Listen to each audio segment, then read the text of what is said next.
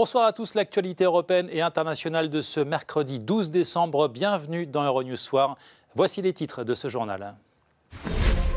La piste terroriste confirmée à Strasbourg au lendemain d'une fusillade meurtrière près du marché de Noël. Le tireur a pris la fuite, il est toujours activement recherché. Les habitants redoutent une nouvelle attaque. Une minute de silence a été observée au Parlement européen en hommage aux victimes. L'attentat de Strasbourg intervient en pleine crise des Gilets jaunes qui redoutent une interdiction des manifestations samedi à Paris, certains avançant des thèses complotistes. La capitale française où l'Arc de Triomphe a rouvert ses portes 10 jours après avoir subi des dégradations. Ça passe ou ça casse pour Theresa May, la première ministre britannique est ce soir sous la menace d'un vote de défiance de son propre parti conservateur très divisé sur l'accord de Brexit conclu avec l'Union européenne. Theresa May a mis en garde face au risque d'un changement de leadership. Enfin, visite guidée à la fin de ce journal du tout nouveau musée des civilisations noires de Dakar au Sénégal, une vitrine de l'art africain, ancien et contemporain, qui se concrétise après des années d'atermoiements et de travaux. Bonsoir, bienvenue. Une chasse à l'homme est donc toujours en cours au lendemain d'une attaque de nature terroriste à Strasbourg. Un individu a ouvert le feu hier soir aux abords du très fréquenté marché de Noël avant de prendre la fuite. L'homme est connu des services de renseignement pour radicalisation. Les détails avec Maxime Bios-Duplan. L'attaque qui a eu lieu à Strasbourg ce mardi soir était bien un attentat terroriste. Des témoins ont entendu l'assaillant crier Allah Akbar. 2 personnes ont été tuées et une troisième est en état de mort cérébrale. Il y a 12 blessés, dont 6 en état d'urgence absolue. 4 proches du terroriste ont été interpellés. Le dénommé Shérif C, 29 ans, fiché S, était connu pour sa radicalisation islamiste. 27 condamnations figurent à son casier judiciaire. Il est en fuite actuellement et activement recherché. Il serait blessé au bras. De nombreuses investigations pour localiser le fugitif sont en cours et plusieurs perquisitions ont été réalisées cette nuit dans des lieux que celui-ci est susceptible de fréquenter. Vous comprendrez, compte tenu de la situation et des enjeux, qu'il ne m'est pas possible de les décrire dans le détail à ce stade. Je peux toutefois vous informer que 4 proches du mis en cause ont été placés en garde à vue cette nuit. Il a déjà été incarcéré à de multiples reprises et était connu de l'administration pénitentiaire pour sa radicalisation et son attitude prosélyte en détention en 2015. Connu des services spécialisés pour sa radicalisation, il était inscrit au FSPRT et il était fiché S. Il a fait l'objet d'un suivi par les services de la DGSI. Une minute de silence a été observée ce matin au Parlement européen à Strasbourg en mémoire des victimes. Je vous demande de vous lever pour faire une minute de silence.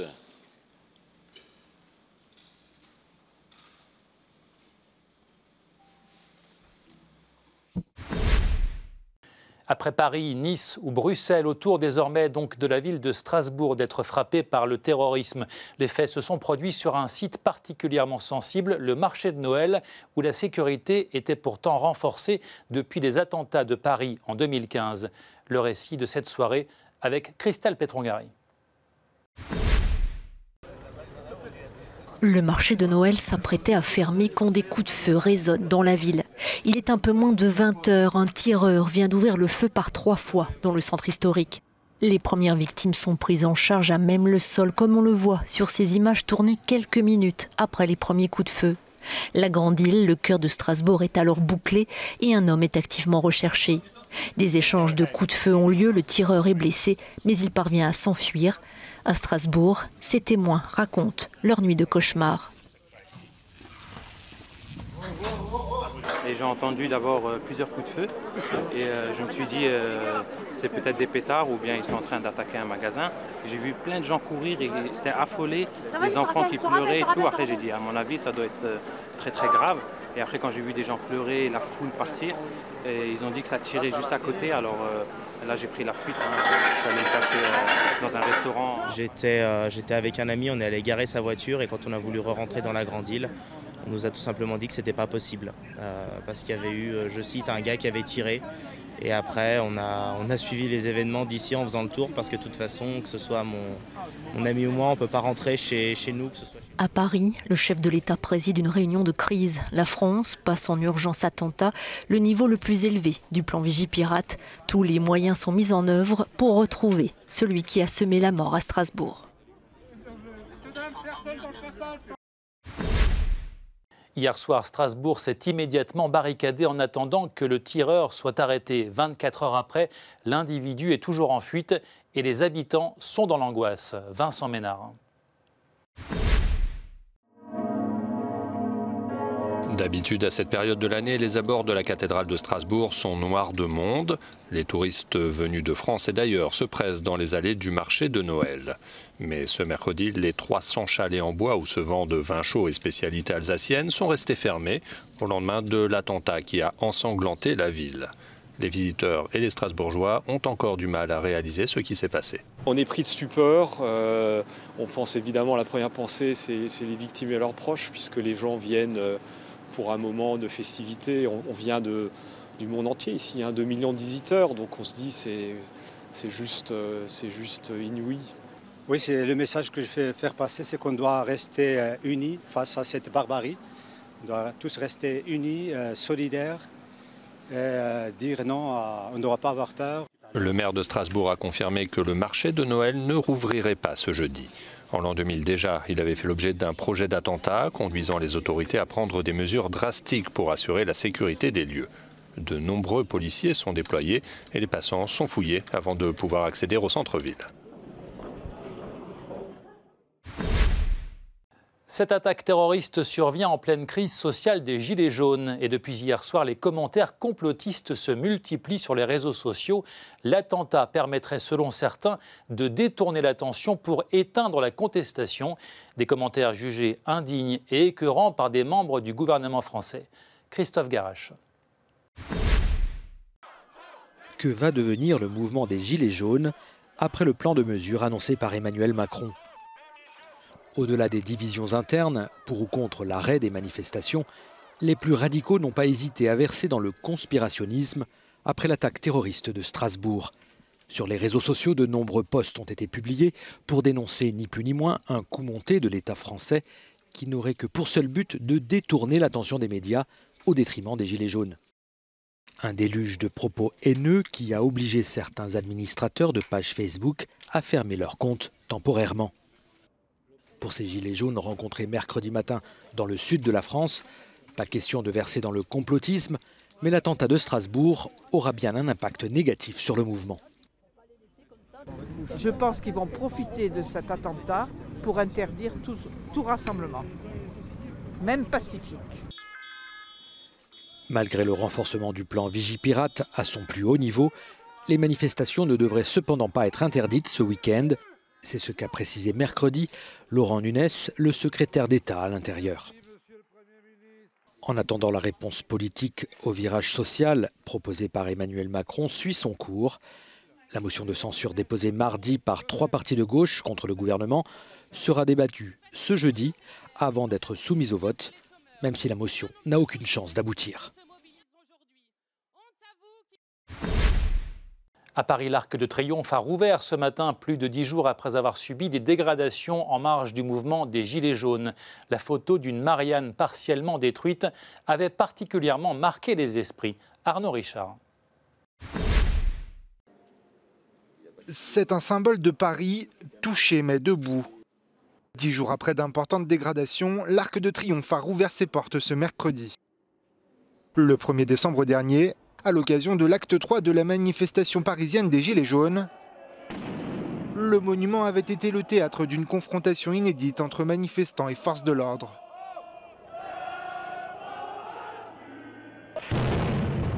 Des tags à l'extérieur et à l'intérieur, casseurs et pillards se sont livrés à la mise à sac du musée et de la boutique de souvenirs. Autre symbole de ces dégradations, le moulage de cette statue au visage partiellement détruit Sa restauration prendra de nombreuses semaines. Les restaurateurs sont en cours de sélection et le coût, il fait partie, c'est une des composantes du bilan global de ces événements que nous avons évalué à plusieurs centaines de milliers d'euros. Et en réalité, on va avoisiner la somme de 1 million d'euros. Chez les touristes étrangers qui ont pu profiter de la réouverture, les images de la prise d'assaut du monument demeurent dans toutes les têtes. Je pense qu'il y a beaucoup d'extrémistes et qu'ils ont détruit une sorte de symbole de la France. Je ne suis pas d'accord avec ça. Oui, on comprend et on soutient la manifestation, la défense des droits. Dans notre pays, il se passe un peu la même chose. Chaque année, 1 500 000 personnes visitent l'Arc de Triomphe.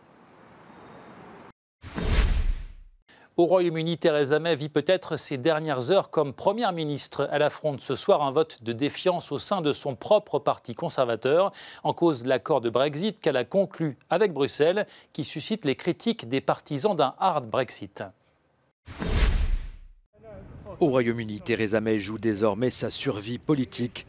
La chef des conservateurs va devoir affronter ce soir un vote de défiance à la Chambre des communes dans le contexte explosif des négociations du Brexit. Ce matin, Theresa May a promis de résister jusqu'au bout. Je vais contester ce vote de toutes mes forces. Je suis membre du Parti conservateur depuis plus de 40 ans.